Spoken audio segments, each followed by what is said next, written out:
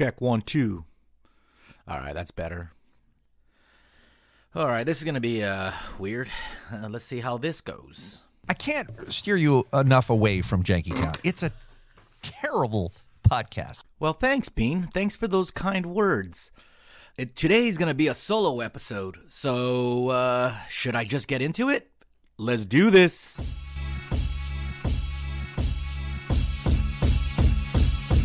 Jankytown, hit the ground.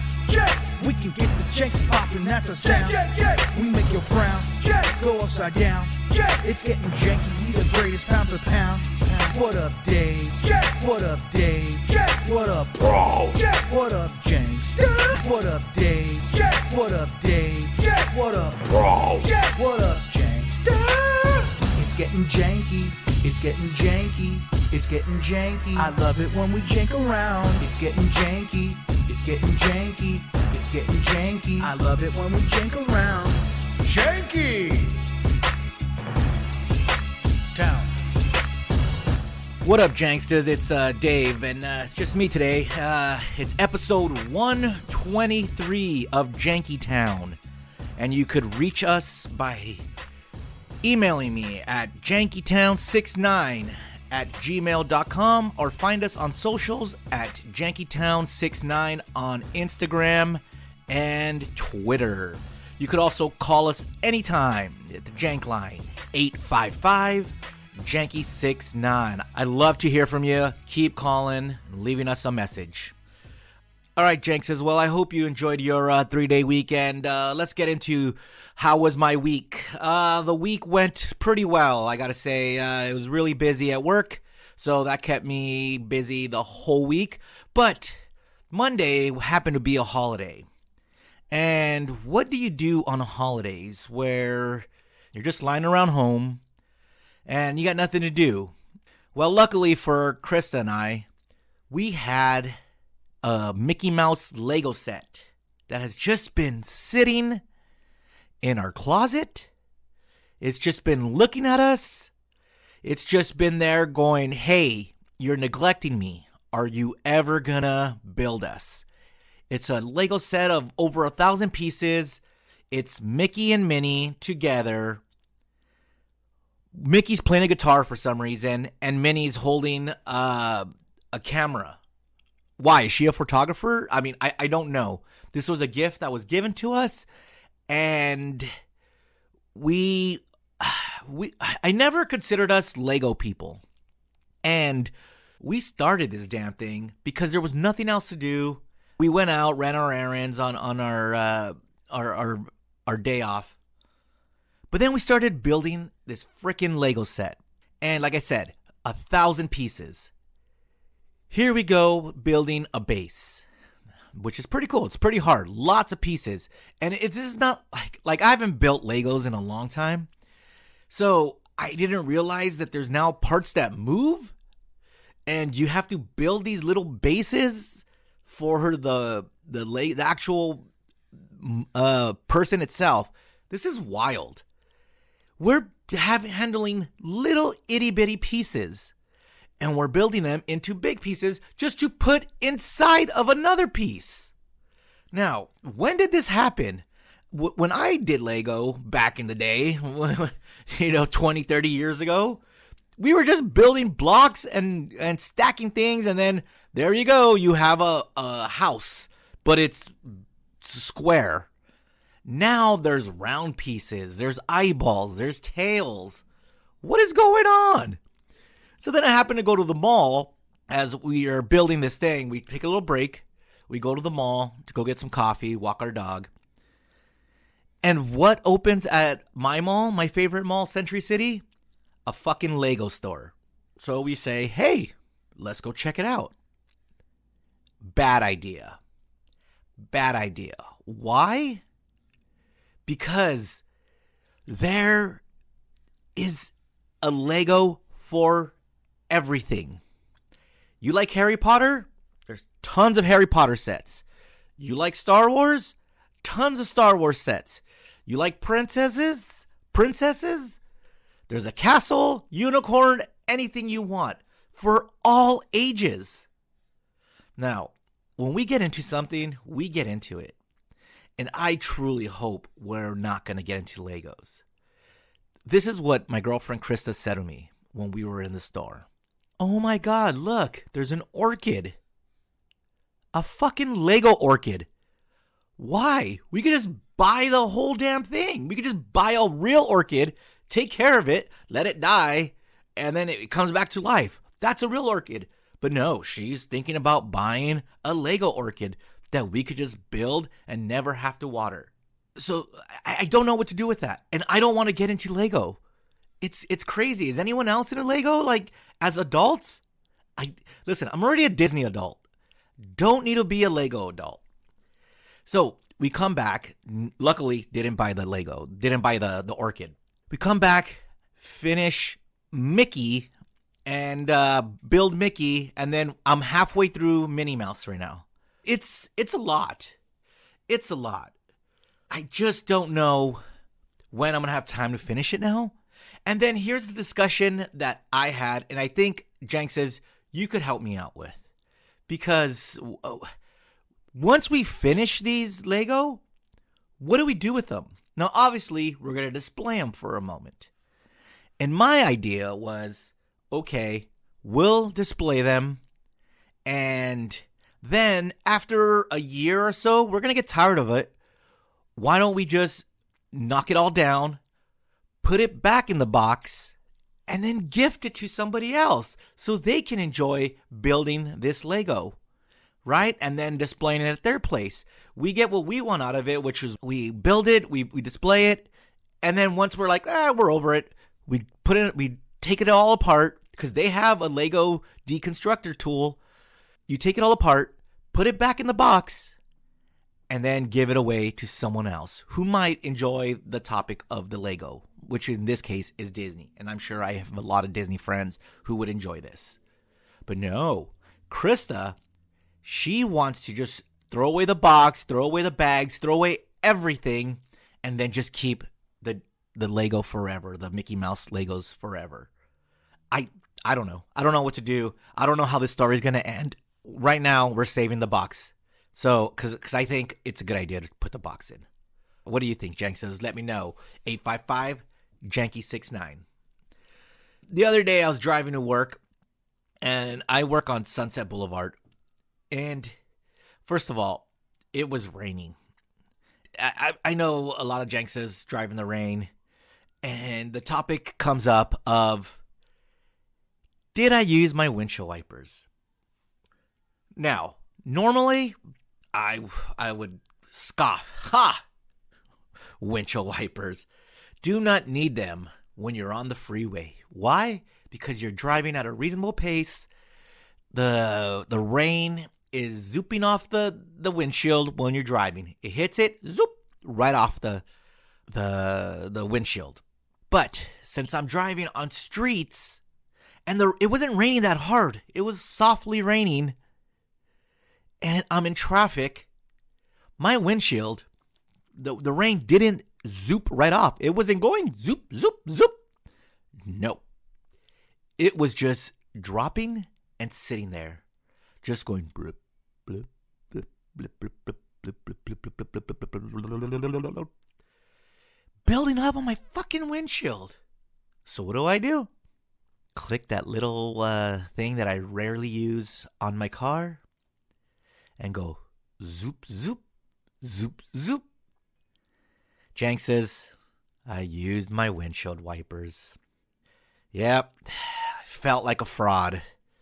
Felt so much like a fraud. But the funny thing is, though, I've had my car for almost 12, 13 years now. I recently took my car to get, spruced up because it's getting older. So I just want to take care of it, which is a first for me. I never really take care of my cars.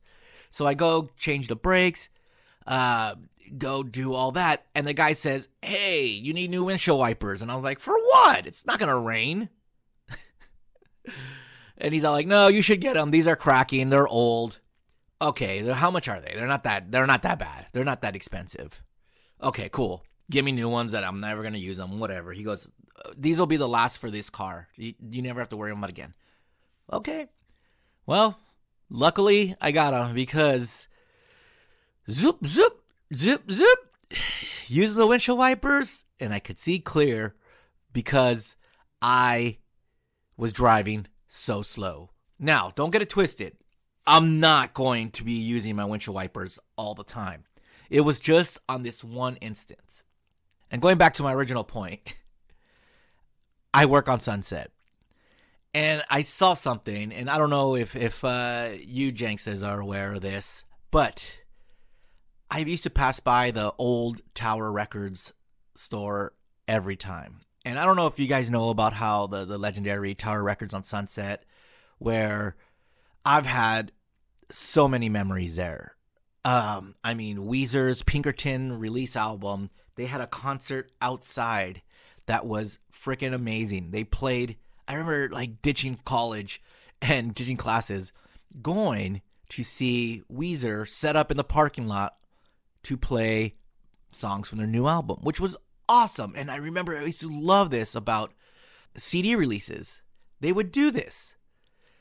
Tower Records would have CD release, midnight release parties. Met Bad Religion there for their one of their releases. Got Oasis posters. It was crazy. But obviously, you know, Colin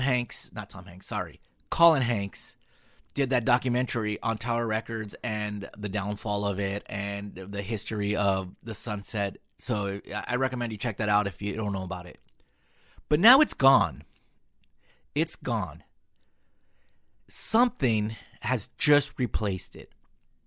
And I'm kind of like, I don't know, like I'm kind of perplexed because all my life it was Tower Records. I mean, before, I'm sure there was something before it, but it's iconic as Tower Records. And I remember even for the Captain Marvel release, they held an event there, and to rebuild, since Captain Marvel was set in the 90s, they did a special press event, not even a press event, like a fan event, Marvel did, with Captain Marvel at the Tower Records space. And that's where Kevin interviewed Brie Larson, Ben Mendelsohn, and Sam Jackson. Yeah, we had a Bush play there for the Marvel event, and they gave us those 3 stars of Marvel, of Captain Marvel, which was really cool. It was a really cool event. But that was the last thing that was held there, I think.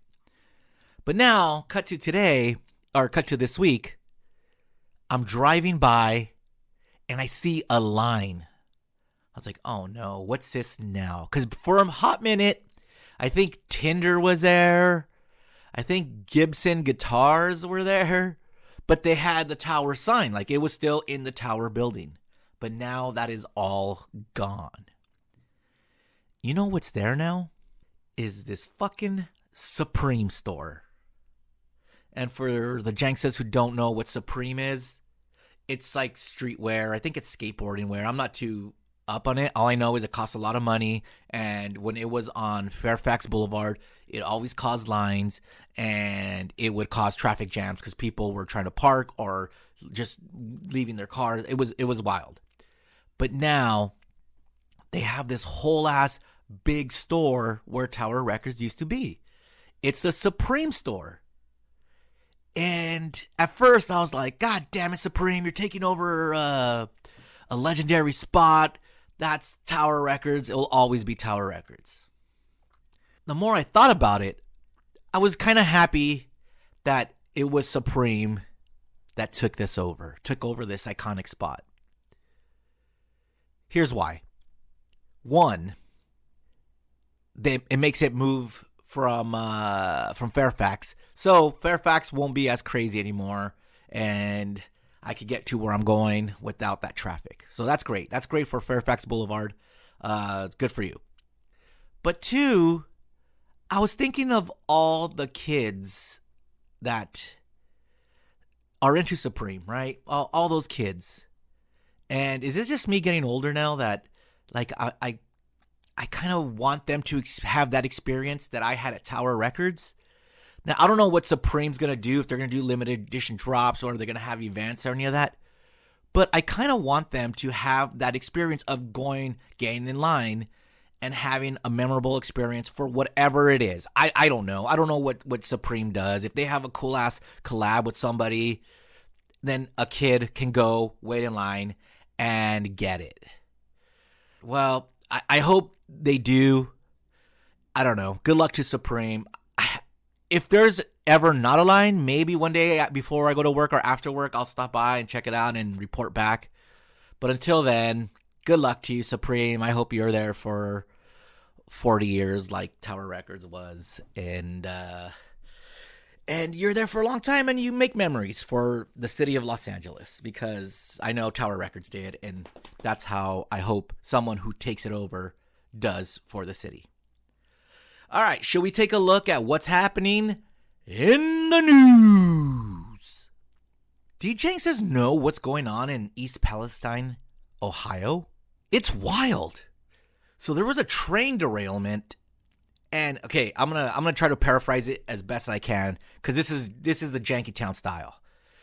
I read a couple of articles, saw some news clippings, and I'm gonna bring it to you just because this is insane. A train derails in Ohio. Chemicals spill out. What does the Ohio government do? Say, hey, all right, I know we'll help this. Let's burn off these chemicals before it ruins the city. So they light them on fire. What happens? One chemical reacts to a different one. Boom! Big boom! Big boom! Fire! Everything going off. Chemicals into the sky now. Into the water. Killing all the local wildlife. Killing pets. People are getting sick. It is crazy. I saw a TikTok where a guy threw a rock into the river. And you know when there's oil in the water and all those fancy colors come up? That's the whole river. It is wild. It is crazy what's happening there. I'm not going to get too much into it because that's about as much as I know. But check it out if you're interested in that. What's going on at Disneyland? And why is TikTok bad? The headline says, Disneyland warns riders to follow safety rules on Guardians ride amid dangerous TikTok trend.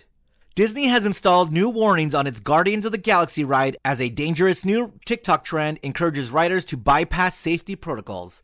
Some videos on the popular social media site have encouraged riders on the Guardians of the Galaxy Mission Breakout ride to loosen or improperly secure their seatbelts to increase airtime during the free fall portion of the attraction. Disneyland says the practice is unsafe and violates the park rules. There have been multiple instances recently of unsafe behavior on the ride, Disneyland officials say. Those who flout the safety rules can be kicked out of Disneyland. The new signs installed this week read, keep seatbelt securely fastened and tight against the waist. Failure to follow instructions may result in being asked to leave the park. Now, Jank says, I'm going to tell you right now, don't do this. Here's why. I've actually saw this happen once when I was on the Guardians of the Galaxy ride. This kid, this girl, she was a teenager with her dad. I saw her she was tightening her belt buckle. She stuck her hand in between the belt buckle and her waist, so it was loose. Now we go up and down once, and I didn't see her fly or anything. But then they stopped the ride. They hold us for a bit. We're in the ride. The lights turn on, which is gnarly because we're in this like cage in the middle of the floors. And if you've ridden that ride, you know how it goes up and down and it bounces and stuff like that. So we're just stuck in the elevator shaft in between the floors. The lights turn on and we're there for a good 5-6 minutes. So I'm thinking it's the whole ride. But no, I could hear people screaming and going up and down. So they finally take us down. We were up like 2.5 flights. They finally take us down and they say, sorry for the inconvenience, folks. We had a technical issue. Please stand by. So we wait another 1 or 2 minutes sitting there. They open the doors and then the cast member and security walks in. Goes to that girl whispers something in her ear, and her dad are asked to leave. So they leave. We ride the ride. Nothing happens. That's, it's back to normal. We ride the ride. So luckily it was nothing technical, like no mechanical failure or anything. That was nuts. We get off the ride and we go and we pass by the family, and I see them, and this is pre-pandemic. So this is 2 years ago. So this TikTok trend is not new. People have been doing this for a while. I see them handing their Disneyland season passes to the security, and I heard them say that they are no longer season pass holders, that they are going to void their season pass. So whatever this getting extra air is, not worth it. That ride is fun alone, just by itself. You don't need to skirt it. It's not like it's a small world where you need to do something fun because it's a boring ass ride. No, just buckle up and enjoy the ride, people.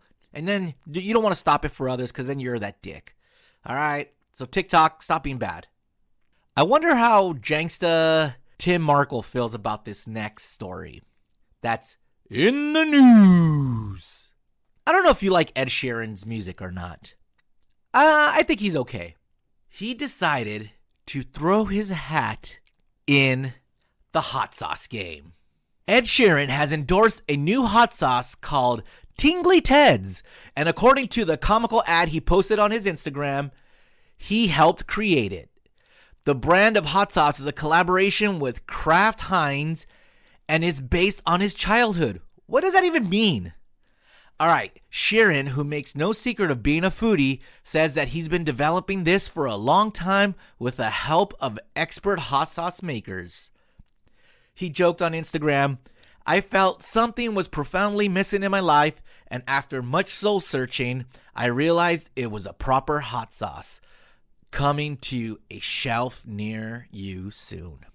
Let's hear from Ed Sheeran in his own words. I love my food, that's no secret, but the older I get, the more I need spice. So we've developed a hot sauce called Tingly Teds. I've developed this over time with some expert hot sauce makers. We've basically whittled it down to the best flavors, the best chilies. I wanted it the same consistency as ketchup, and I wanted something that took pride of place on the shelf or in the fridge, that didn't just get relegated to the cupboard with all the other hot sauces.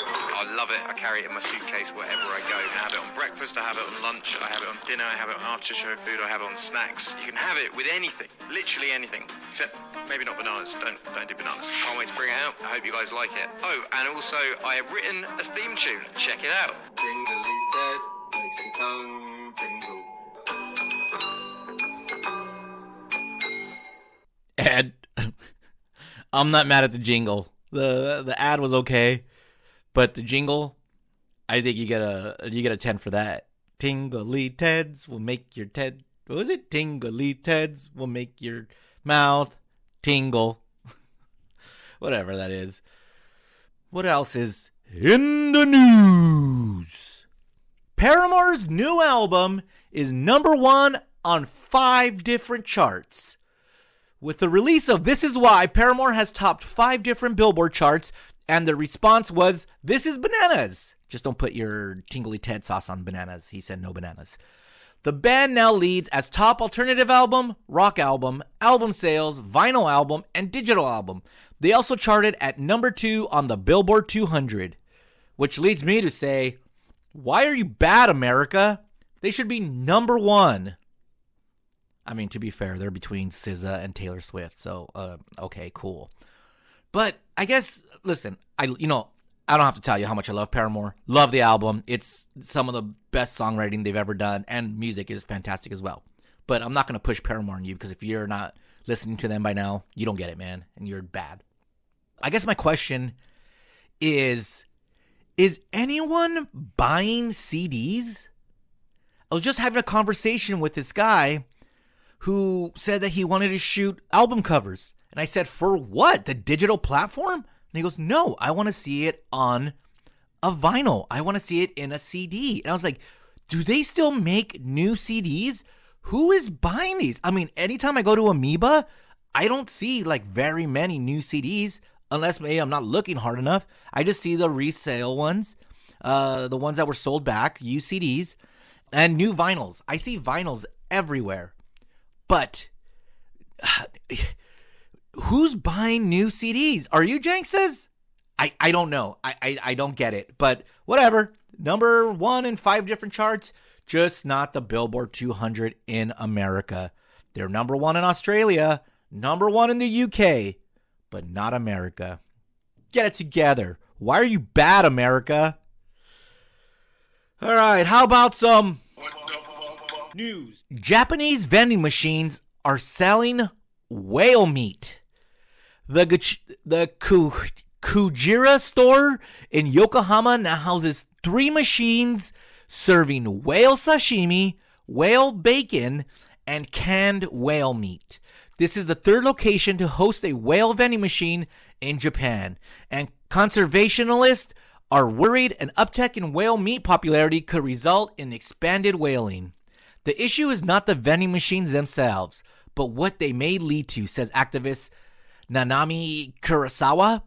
Japan started commercial whaling again in 2019 after leaving the International Whaling Commission. The IWC banned commercial hunts in 1988. Now, would I try it? Yeah, I would try whale. Do I want to try it from a vending machine for the first time? Probably not. Probably not. So I think that's a no for me, dog. News. Painting covered in poop sells for $3 million. A large oil painting titled A Study for St. Jerome by Sir Anthony Van Dyck sat in a New York farm shed and collected bird droppings before being discovered by art collector Albert B. Roberts. Roberts purchased the work for just $600 in 2002. He then passed away in 2021, and last Thursday his estate sold the work for $3.1 million. A portion of the sales proceeds will go to the Albert B. Roberts Foundation, which provides financial support to artists and charities. Now, how the hell does a painting with covered in poop sells for $3.1 million?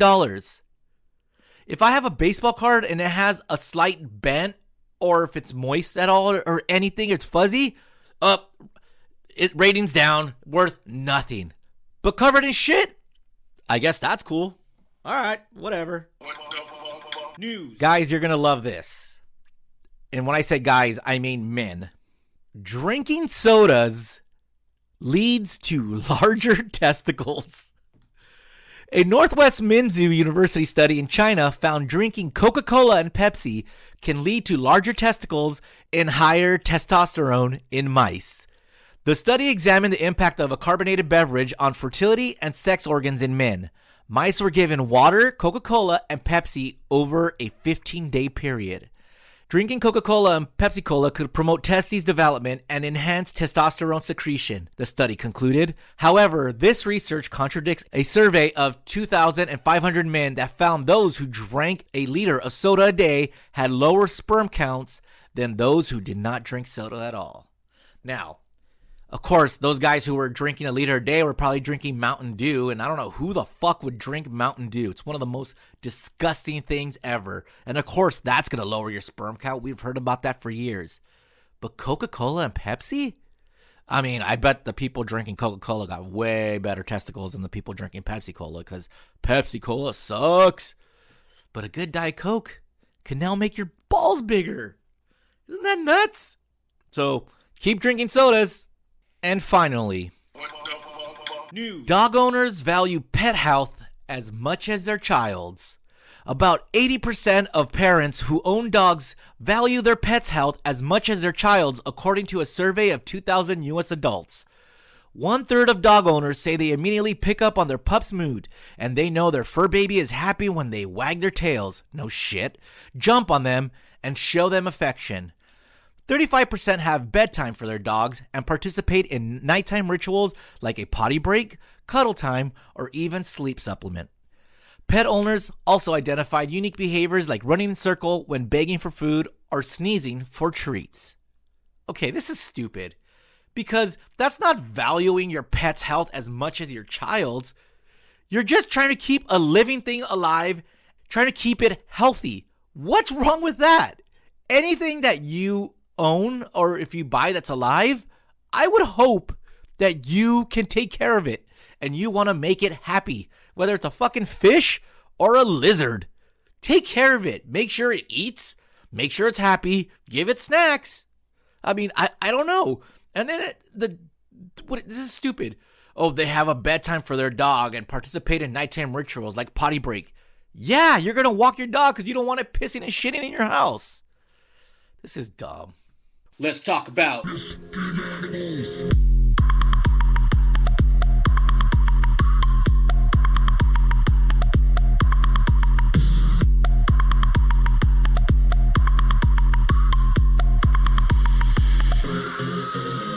scientists are reincarnating the woolly mammoth to return in 4 years.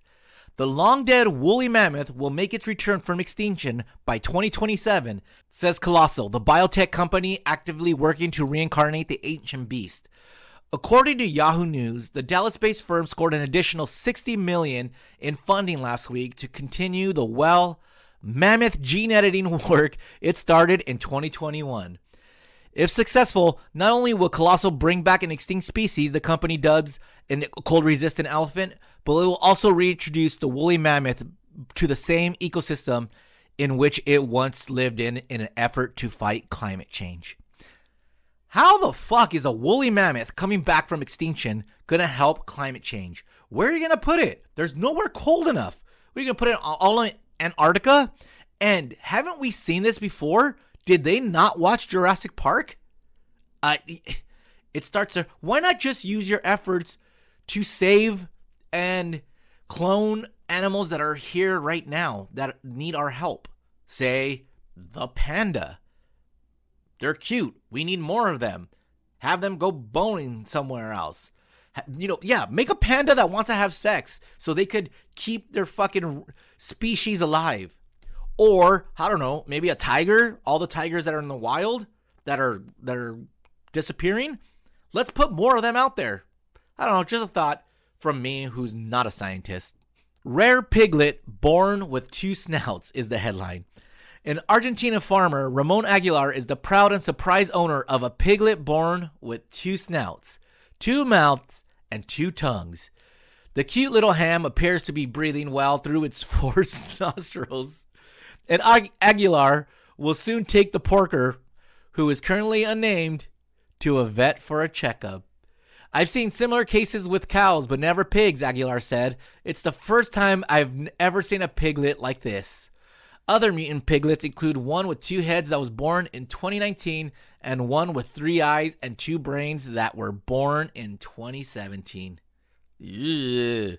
What's going on over there where this guy's saying this with cows but not pigs, and now pigs are having 2 snouts? And yeah, don't buy bacon off that dude.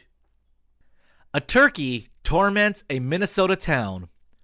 Residents of a Minnesota town are walking around with makeshift weapons to defend themselves against a terrorizing turkey. The usually peaceful neighborhood of Coon Rapids has had a wild turkey problem since Thanksgiving of 2021.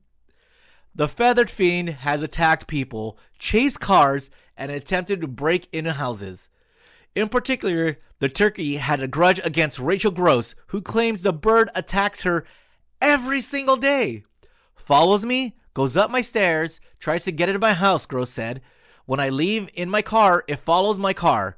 Some residents have tried spraying the fowl with water and carrying brooms and sticks to defend themselves.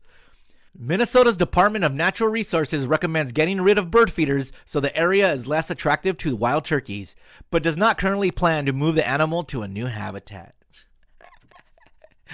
Oh my God. Hey, you know what? A long time ago, Mike Catherwood and I had a debate on radio of who would you rather be, a turkey or a bald eagle? He chose turkey. I chose bald eagle. Maybe he was right. These turkeys are tough, man. They suck to eat, So maybe they're cool enough to have as a pet so they could torment other people, and it looks like they have a good memory. So don't fuck with turkeys in the wild. How about that? Just leave them alone, and they'll leave you alone, hopefully. Speaking of getting attacked, did you guys see the video of a woman walking her dog in Alaska, and the lady filming was in a car, and all you hear is, "Watch out, there's a moose behind you!" And the moose jumps up and fucking nails her on the head. And then she's bleeding and just falls to the ground, and the moose takes off. What the fuck? I don't know if you guys have ever seen a moose in the wild. They are humongous. I was in an RV, and I saw a moose, and I was eye level with it from a distance, from a safe distance. I wasn't eye level with it like eye to eye. But where I was high up, I could see the moose like at the eye level. That's how big it was. It's almost as big as a car. So if you see a moose or a turkey coming at you, maybe get out of the way. All right, Jank says, I think that's it for today. Thanks for listening. I hope to have a better episode for you next time. Until then, Jank says, squish.